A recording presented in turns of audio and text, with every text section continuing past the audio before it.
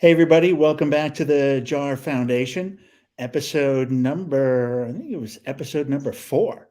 It's my favorite number. Got Matt and Brad here with me today. And so this is great. I was a little bit confused when we joined on because Brad joined on and I had Matt in my calendar. I was a little bit upside down. And then Brad reminded me, oh, yeah, one more. It's a plus one. It's great.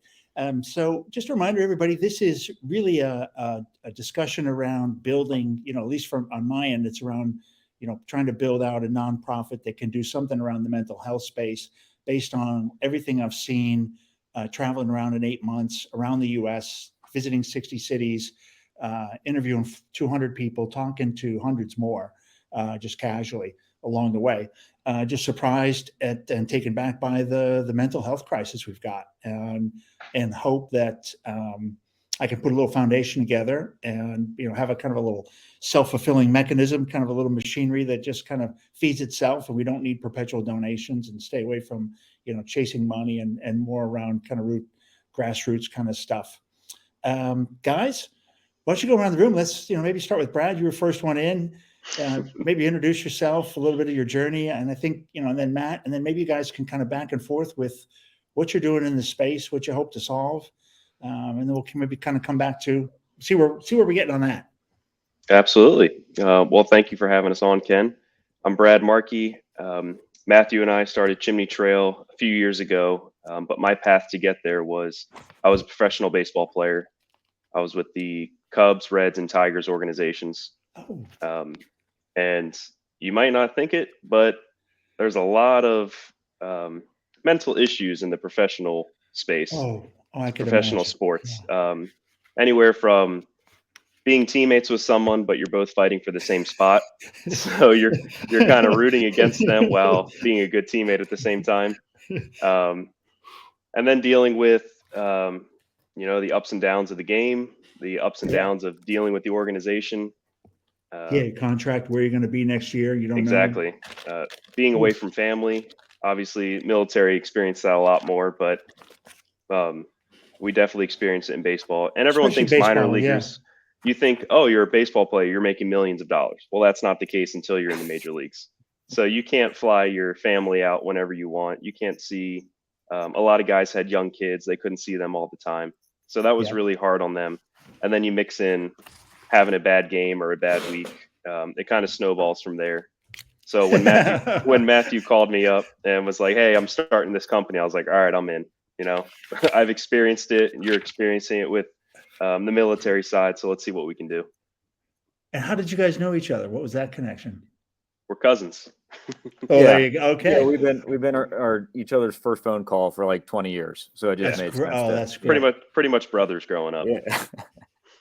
Oh, that's great. I love that. Yeah. So Matt, what about how did you end up here? Yeah. So a few years ago, I was the captain of one of our Navy ships in San Diego. It was one of our mine countermeasure warships.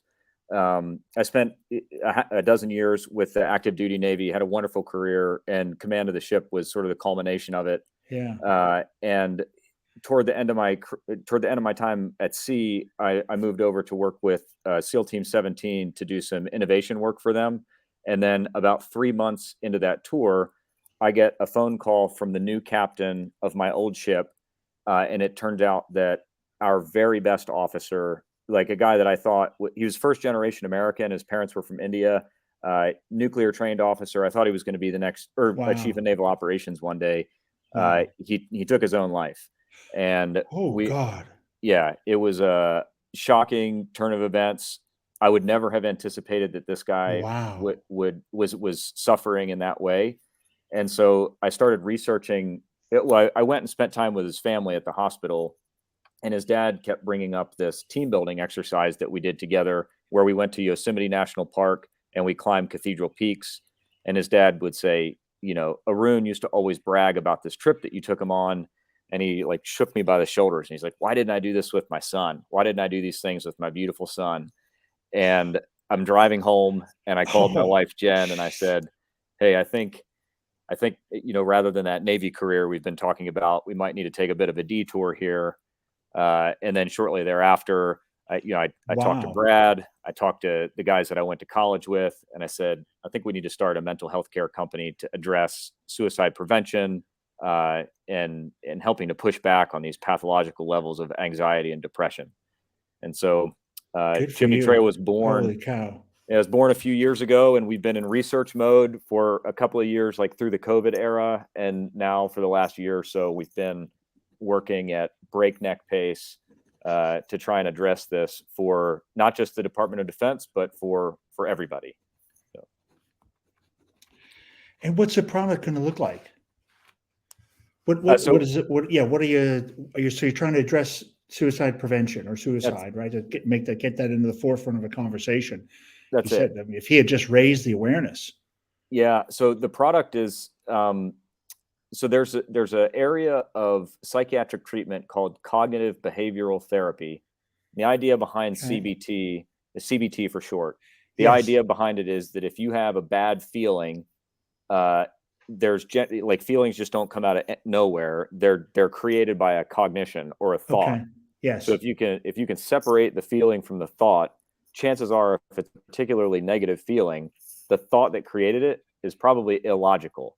So if you were to, for example, have a negative feeling, write down the thought that created it, and then read that thought later, you'd read it and you'd be like, that was a crazy person that said that. That's not true, So what we've done is essentially taken cognitive behavioral therapy, which frankly, it can be quite boring because you're basically just talking about your thought and analyzing it. We've taken that CBT curriculum and have put it in a box with an outdoor activity so that like you can make it fun. It can be something fun to explore rather than just a boring conversation. And I don't know, Brad, you want to get into the like what comes in a kit, that sort of thing? I love that. I love this idea. So in every kit, we have this little booklet that covers one of the 10 cognitive distortions. It explains what it is. It explains how to change your thinking. And then we wrap it with this outdoor activity. And each kit, looks like Matthew has one, comes with really cool outdoor gear that helps you complete the activity. And like we said, we're just trying to make it fun. And the whole point of this is to learn how to deal with your thoughts before they take you to, anxiety, depression, or something beyond that. And this basically gives you the tools you need to be in charge of your mind. And that's what we're trying to teach everybody. I love this. The questions in the jar are, I wrote a book called Dear God. And it was based it's a bit of a spiritual kind of a journey thing. And I'd lived a lot of countries with different kind of religions. And so I ended up with these different, kind of wacky views and ended up kind of sitting down and writing these letters. And there's 4 parts to the book. And the first part is basically the book of self. Is what I call it. And it's your yesterdays, todays, and tomorrows. And when I'm talking to guests and I'm kind of introducing the jar and the construct and what you're going to feel in the questions, I call that the battlefield of your mind.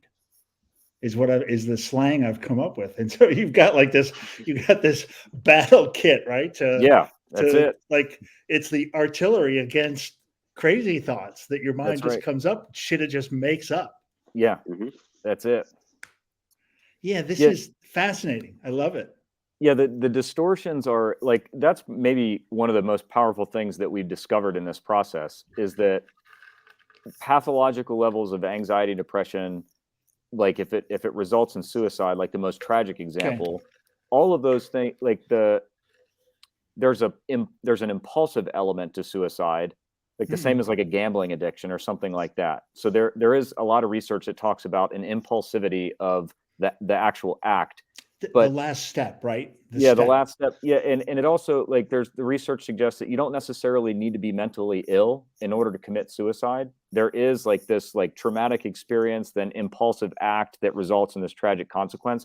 But there's also a huge number of people that are suffering some sort of like profound mental illness. Yeah. And if you start peeling the onion back on like what is the origin of that mental illness, a lot of times it is these cognitive distortions. And it's like our brains have been evolutionarily wired to like think in certain ways that are generally good, but then these distortions represent like an overshoot of the good Oh, yeah. that we've developed to like work together as a society and all those sorts of things. Like, for example, one of the distortions is called personalization and self-blame. Well, it's good to take accountability for things and to be responsible within your tribe, but it's bad to start taking on responsibilities for things over which you have absolutely no control. And so there's a million, or there's not a million, there's 10 of these cognitive distortions that you can sort of fall victim to. And what these kits do, or like the artillery, as you call it, Yeah, they like great. combat each of those distortions so you don't fall victim to it. It gives you the tools That's it. to like recognize the thought, how to put the fire out, kind of isolate it. Yeah, this is really exactly kind of what my own observations are. And I just didn't know the technical side of it, but it's a battlefield of the mind. Things that happened to you in the past, how you look at it, how you analyze it, how you package it back up for yourself to look at it again in today's, everything that's going on today. I mean, today seems to be normally pretty okay because you're just in this box, but it's like the tomorrows. Forget that. Tomorrow's bananas. I mean, your mind is going to go absolutely bonkers, like a 3D printer about what's going to happen tomorrow, none of which will probably come true. Right. So this is great. And so how long have you guys been doing this now? Oh, geez. Full time? Full time for a year. And then what is it, Bradley? Like 3 years with research? Yeah. End of 18, I think, is when we put everything together. Yeah. That's when the research kicked off. Yep. So any other jobs, or this is it? This is it. This is it. We're all in. I love it, man. I'm so all in on the jar. Yeah. You know, there you go. Got a logo up. You got a logo up. I took the, I took my last paycheck about 14 months ago, and bet on myself. And weirdly, I've come up with, a different outcome. I mean, I thought I was going to be a writer, a podcaster, but probably a public speaker or something. Yeah. And as it turns out, I'm going to be some kind of, mental health advocate. Yeah. I mean, I think the more awareness that we can get around it, the better. There are a lot. I mean, you're entering a crowded space for sure, because there are a lot of nonprofits and companies that are springing up to address the problem, which I think is like so important. You talked a bit earlier about, reducing the stigma and that sort of thing. You need these organizations to sort of pop up, take this seriously. Yes. I mean, some of the statistics that we always anchor on is that right now, like the CDC will report. Today's international. It's Women's Day. It's International Women's Day, and it's 3 in 5 young women are reporting severe levels of hopelessness, sadness, depression. And we posted at LinkedIn today that it's like, at some party you're like, well, they're teenage girls, that's sort of an emotional period of life if you're a teenage girl, but it's like 2 times as many as boys. Also, 33% of girls have suicidal ideations before they graduate from high school, and a quarter of girls have an actual plan. Like a plan to actively take their own life. How to they've thought about it. That's right. How to do it. And that's a 60% increase since just in the past couple of years. So it's obviously like we're living through an interesting period where there's, tremendous engagement in social media. There's a little bit of confusion about how to calculate your own self-worth and self-efficacy. And that's a good point. I mean, Brad worked in a super spotlight sort of profession where your successes and failures were laid out for everybody to see. And then, and maybe as a professional athlete, you think, well, they sort of signed up for that, but you get that same sort of exposure just as a random kid, when you're using social media, and you're your self-worth or value is measured in terms of likes or hearts, emojis, or whatever comments, put. Anything, comments, or all that or the reposts. Brutal, worse is the brutal comment. I mean, right. kids can be as cruel as an analyst on ESPN, right? That's right. In a weird way. And your Yeah. brain is way less capable of managing it. That's You it. know, when your brains are not even formed until you're in your 20s, Right. fully formed, right? Yep. So, you're a teenage girl, like you said, the hormones, you got hormone issues, you got the social media stuff. You're totally not prepared for that. Right. I don't cognitively, I don't think they're prepared for that.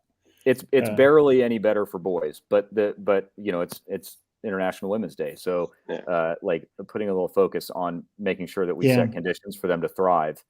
I feel like we gotta sort of have to insert ourselves, like as families, as communities, into the problem. I'm a dad of 3 daughters, so for me it feels like very emergent. I've got my oldest is 11, and so we're entering we're entering this space. So for me, it's like I'm like general quarters, like we're making sure that I love that general. Just keep them out of TikTok, from what I can tell. Yeah. The worst, possibly the worst, the biggest, one of the biggest culprits. I mean, social media has definitely got something to do with it. I think it is good. We've got the awareness. I think the awareness is cranked up. The White House, I don't know if you did see that about a year ago or something. Biden signed a kind of a initiative into That's right. play. So I think I picked that up when I was doing, surprisingly, it didn't get any coverage. At least I didn't see anything. Yeah. I Googled, I just Googled basically mental health and initiatives, and that popped up. And I was surprised. I was like, I didn't see anything. Yeah. The CDC is doing a really, like, if you go in your Google and you specifically follow CDC, they're actually putting out a lot of great stuff. I don't know. It's great in the sense that it's creating awareness. Right. It's tragic in the sense that it's reporting some really bad stuff. 1 in 10 kids born in the United States today will make an attempt on their life before they graduate high school. I feel like this is the only thing we should be talking about until this problem's solved. Because, like, whoa. Yeah, 1 in 10 kids. So if 10 kids, there's a chance one of them will attempt. Yeah. And everybody knows at least 10 kids. Yeah. And I think depending on where you're living, it may be 2 or 3 out of the 10. Yeah. I mean, it's the circumstances they're hard to pin down. Dr. Craig Bryan over at Ohio State University's Wexner Institute, he calls suicide a wicked problem because it's sort of like it's one of those problems that if you solve for one of the variables, then a bunch of other ones will crop up. So the solution is more like creating lives worth living rather than trying to hone in on one specific data point in order to solve the problem. Yes. But these statistics, the thing that's shocking about them is that now we have all of this awareness. Now we're able to share this information so freely, but the numbers are just like still going up, so there's some giving people the tools to overcome the thoughts that drive them into those optionless paths. We just got to do it. I think Matt, that's, for me, is perfectly said, right? We got to get people the tools. And that's, when Brad got on early, I was talking about being in sales. Mm-hmm. One of the great benefits that I didn't realize was the amount of just mental toughness that you get trained for. Especially, I was an insurance sales guy. And before that, I was selling calculators up and down the streets of Los Angeles, downtown LA. They were nice calculators, though, to be fair. Yeah. I mean, they were $200 calculators, but I mean, still, you had to be completely delusional to do what I did. Mm-hmm. And, to have some kind of mental toughness. And through that was training and, and a support network of going back in the team. And you got people, invested in your success, together. And most people don't get that. They never get that kind of opportunity to be really, hardened a bit. Yeah. I look back, I'm like, man, if you haven't had that, I would be a mess. Mm-hmm. Like my self-talk would be garbage. Yeah. Rough stuff. What about, how are you going to find customers? So I'm assuming these are going to be like workshops, right? You take the box, you get outside and you do the activity. How self-contained is it? Can you do it? Can you ship a box to 5 employees to a company in Butte, Montana, and they can open it up, or a school somewhere? How does it look on the execution side? Brad, you want me to take that, or you got it? Either one. All right. So the answer to your question is yes. That's our whole business plan is giving you the tools you need shipped directly to your doorstep. So you can do this at self-paced, self-led. You don't need anybody else. You don't need a doctor. You don't need a Yeah. therapist. Everything that we're giving you, you can learn on your own. And it's backed by those doctors and Yeah. therapists Yeah. and psychologists. They're the ones telling you, you don't need us right away. You can learn this on your own. And these are the tools that you would be given if you went to therapy. Okay. Right when you go to your first appointment, they're like, all right, this is cognitive behavioral therapy. Let's learn this. And then we'll see where we need to go after that. So we want you to learn all this stuff before you need to go to the doctor or the therapist, because some of these thoughts can be changed. The way you think can be changed on your own. I believe that 100%. It's easy almost. Like, It's easy. it's not Actually, easy and it is easy, but as long as it's like self-reflection. It can be easy, it can be tough, but but I Well, think we it got to is, make it yeah. fun. Like the big part for us is that it just can't be, not everything can be so heavy and miserable. Like at some point, it's just got to be a good time. It's got to be fun to like learn about how your brain processes things and That how should be right. yeah, you discover like how silly sometimes your brain can be. You're like, wow, I was going down a really dark path there for no reason whatsoever. That's kind of funny. And if you do these kits, it's like a fun activity that introduces you to like the weird part of your brain that really does lead you down these paths that it just doesn't make any sense at all to go down. And so, yeah, what Brad saying's like right on the money. It's like you can do it as a part of a group. In fact, our go-to-market strategy is to make this available to the Department of Defense so that we can get it in the hands of all of our troops and their families. But beyond that go-to-market strategy, there is at some point going to be a consumer element where, I mean, Ken, you can just buy it for yourself, and then we'll ship you a box with a time capsule or a hiking thing or a fire starting kit, whatever, and you can just learn about the cognitive distortions and have the little activity to help you overcome them in a fun way, like actually fun to do. Yeah, I like the part where everything is, it's such a heavy conversation, right? Therapy and all, like, Yeah. like the dread that goes around having those talks. Yep. Or to approach somebody and say, hey, I think I'm having, I'm having trouble. Right. My mind is kind of fooking me up here. Yeah. And it's probably like that secret assassin that sneaks. You don't really realize it's happening until you're probably in the grips. Mm-hmm.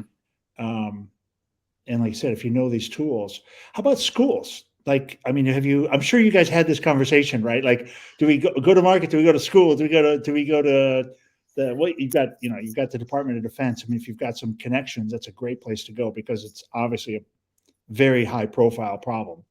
And the business. And I think it's related to sport. It's closer related to the sports culture. So it's a pretty good spot, but back to like the kid, like high schools, what was that conversation like? Yeah, no, I mean, schools are 1,000% on our roadmap for customers. We actually interviewed, I'd say probably, I don't know, 10 or 12, probably a dozen schools, and just got feedback like, hey, is this a program that you would implement? And the answer is a resounding yes. They just need to figure out how to budget for it. And one of the communities that sort of was or maybe we should have expected it, but they made themselves like very present is the homeschooling community, because they are always sort of like looking for curriculum. And they said, hey, we've got these really great academic programs that support me as a parent who's trying to teach my kid. I'm not a trained teacher necessarily, but I have this curriculum that steps me through how to present the material. It sure would be nice if I could do the same thing in the building of my child's mental health and resilience. So yeah, they're on the docket. That's a fact. Oh, that's really, I never thought of the homeschooling must be, well, I'm sure it's getting bigger. Mm-hmm. I'm sure that's an exploding kind of a business. What is it? Have you guys priced the kit yet? Like, are you comfortable talking about pricing? Yeah, it's on our website. So for one kit, so we ship quarterly because we thought shipping every month, you would just start stacking them up in the garage and not do them. And this should be something you're looking forward to doing, whether you plan the weekend or a day, whatever. So each kit is $90, but if you sign up for a year subscription, which would be 4 kits, it would be $324. So you get I think it's about 10 or Almost. 15% Yeah, discount. yeah, you'll get a good Yeah. discount. Yeah, a And nice then, discount. so okay, and that gets you 1.25. Okay, so this is cool. Yep. I didn't realize I didn't pick this up. So it's a Yeah. different skill set. So Yep. you've still got the 10, is it Mhm. 10 areas, right? Yes. 10 distortions. And then you're just addressing all 10, or you're addressing one at a time with One at each a time. hit. Yeah. Very cool. So we have a curriculum so far about 40 waypoint kits. Okay. So 4 kits per distortion, and we're doing them as basic, intermediate, and then advanced. Oh, I get it. Okay. Yeah. And You can each kit, see. like you said, you're learning about the distortion, you're learning the activity, and these are also just good skills to have. Whether even if it wasn't connected to the cognitive behavioral forget therapy, it. This it's should be just great skills. yeah, great skills to be able to survive out in the wild and have fun outside. Oh man. Well, that is just an absolutely cool product. I love Thank you. that. I like how you guys got there. This is the things that happen, right? And what we do with them in our lives. I mean, it's amazing. This guy killed himself, right? And then the impact that that's having. He may end up saving Oh yeah. thousands of lives. Yeah, we're gonna make sure of that. Like, how cool is Absolutely. that? Mhm. You end up in a place where he's probably somewhere in the ether watching. His Yeah. energy's somewhere. That's right. Um, we all play this kind of path in life. We all kind of have our role somewhere. I've interviewed some really amazing people.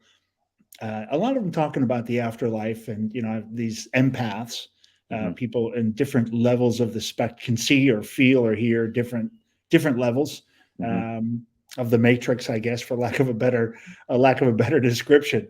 But it is interesting sometimes to think like what happens with an energy and what the reaction is, right? So energy does you can't kill it, right? Right. You can't create energy and you can't destroy it. That's right. Just transferring it.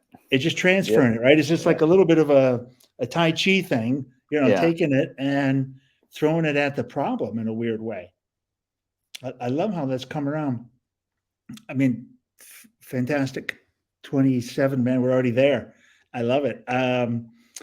Guys, how about a wrap up? I mean, maybe some thoughts about, well, I don't know. I mean, I just kind of let it for you guys. I was going to say, I'm always in it for me at the end, because it's this is the one thing. It's like, what should I look out for? What advice have you guys have been doing this for a year, right? You came out of your own space, and it's like me. I'm you 12 months ago. I'm kind of wide-eyed and bushy-tailed, and I'm jumping into the space. Maybe some closing thoughts around that. Then we'll wrap it up. You want me to take the business thing, Brad? Sure. Okay. So Ken, here's my advice. I think it's incredible that you're starting the JAR Foundation, and I would encourage you to, like, just like you have done, like you've burned the boats, so to speak. So I you have just burned go the out. boats. Yeah. Now, I'll caveat that with, I would spend a lot of time finding other people that are working in the space to achieve synergy with those people. Okay. Because what we have discovered, like Brad, I mean, I'm going to speak for me. I won't speak for Brad. Yep. I don't think I would be doing this if there was another company or another organization that was already doing it. The reason that I'm doing this is that there is no one had started self-paced, self-led cognitive behavioral therapy in a box yet. But when you start a company or a nonprofit, you end up spending so much time on little things that have absolutely nothing to do with the underlying mission, that I think that there's just such value in finding other people that are operating in the space. And you can be like, hey, we should join forces and like merge our two outfits. Like, let's just get our energy working on the actual problem we're trying to solve, rather than randomly starting companies. Yes. That's like, I know that's probably not the advice that any entrepreneur or nonprofit founder wants to hear, but it's for sure. It's like what we need, because everybody's got the best of intentions. And at some level, like, you can find your tribe and really create something special. Yes. Yeah. That sort of thing. Yeah. Love that. Yep. Follow Great that up. advice. You're going to get a million no's before you get one yes. Yeah, that's true. Yeah, I'm So familiar. cliche. Yeah. That Brad, that part I'm painfully familiar with. Yeah. Oh, I can't imagine for you guys to have a working product. You must be absolutely beside yourselves. No, I'm never happy. I'm always harassing Bradley about some element of the kit, or I'm like disappointed with that, or Then I mean, I got to open up the booklet just to calm myself down when he yells at me. when you see it's Matt calling, pull out book and Hold on. I am doing a good job. Yeah. Oh. Yeah. We're all doing so great. No, it's been fun though. It's been stressful, but it's been fun. Just seeing how the product's changed, even over the last year. I mean, I'm definitely proud of it, but it could always be better, and it will get better. Yeah. I'm so proud of it. And Ken, the other thing proud is of it. we work. It's Brad and I, but one of the original founders was also he doesn't participate as actively because he's still on active duty. He's a search and rescue pilot in the Coast Guard, but it's our other teammate Garrett. One of the things that I always have to remind myself is that I work with Bradley every day, and we get to work with my buddy Garrett, he was my roommate at the Naval Academy. We work together for our job. Like, that's what we do. We go to work every day, right? And we get to work together for each other. That's it. We work for one another, and it's on a project that I think is really going to move the needle. So as stressful as it is, and as like hilarious as it can sometimes be, how inefficient starting a company is, it's like the best thing in the world to get to work with the people you love. So that's great. I love it. 100% agree. Yeah, I think that is. I'm pretty lucky. I get to work with my daughter. It was pretty random, pretty accidental. But the universe had it out for us, and so we're working together, and it's magical. Yep. It's magical. I love the thoughts around your comment, Matt, about find the tribe, and that's one of the things in my kind of my deck right now, my strategy piece. The part I'm missing is my partner. I need the other evangelist. Yeah. So I'm missing I think this platform will help find that person, but also your comment's quite interesting, which could be another alternative to that. Which is it's not a person, it might be a thing. Right. A team, right? It might be a product, it might be a team, it might be something else. Well, I mean, I absolutely love what you guys are doing. I think the product is 100% spot on what's needed. One of my first things, like I said, a whole part of my book is dedicated to the battlefield of the mind.